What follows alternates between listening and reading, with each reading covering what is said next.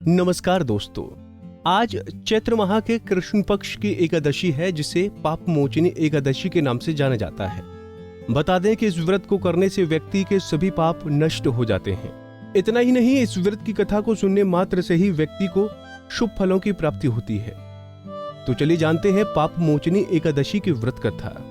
एक बार की बात है, भगवान विष्णु युधिष्ठिर से कहते हैं, राजा मानधाता ने एक समय में लोमेश ऋषि से जब पूछा कि प्रभु ये बताइए कि मनुष्य जो जाने अनजाने में पाप कर्म करता है उससे कैसे मुक्त हो सकता है।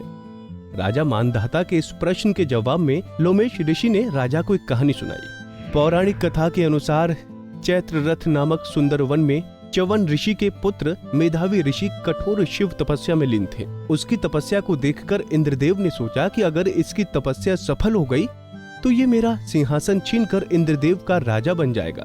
इसलिए उसकी तपस्या को भंग करने के लिए इंद्रदेव ने कामदेव को आदेश दिया। कामदेव प्रतिदिन ऊंची आवाज में वीणा बजाता है, पर मेधावी ऋषि पर इसका कोई असर नहीं हुआ। फिर कामदेव मेधावी ऋषि के शरीर में प्रवेश कर गए। कामदेव के शरीर में प्रवेश करते ही मेधावी ऋषि भी स्वामी कामदेव की तरह ही रूपवान दिखने लगे। फिर वन में ही एक दिन मंजू घोषा नामक अप्सरा की नजर ऋषि पर पड़ी तो वो उन पर मोहित हो गई और उन्हें अपनी ओर आकर्षित करने हेतु यत्न करने लगी। उन्हें मधुर आवाज में गाना सुनाने लगी। परिणाम स्वरूप मेधावी ऋषि भी मंजू घोषा का रूप देखकर व संगीत सुनकर वशीभूत हो गए।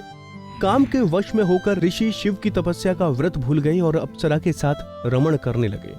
कई वर्षों के बाद जब उनकी चेतना जगी तो उन्हें एहसास हुआ कि शिव की तपस्या से वो विरत हो चुके हैं। उन्हें तब उस अप्सरा पर क्रोध आया और उन्होंने अप्सरा को पिशाचिनी होने का श्राप दे दिया।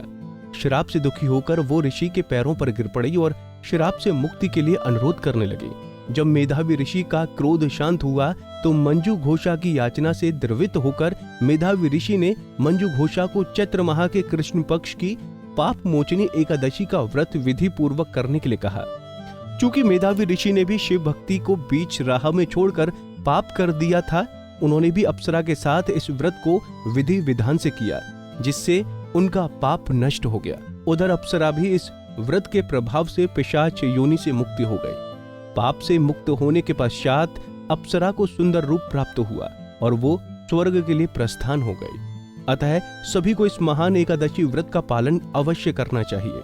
इस एकादशी का व्रत करने से मनुष्य के सभी पाप नष्ट हो जाते हैं।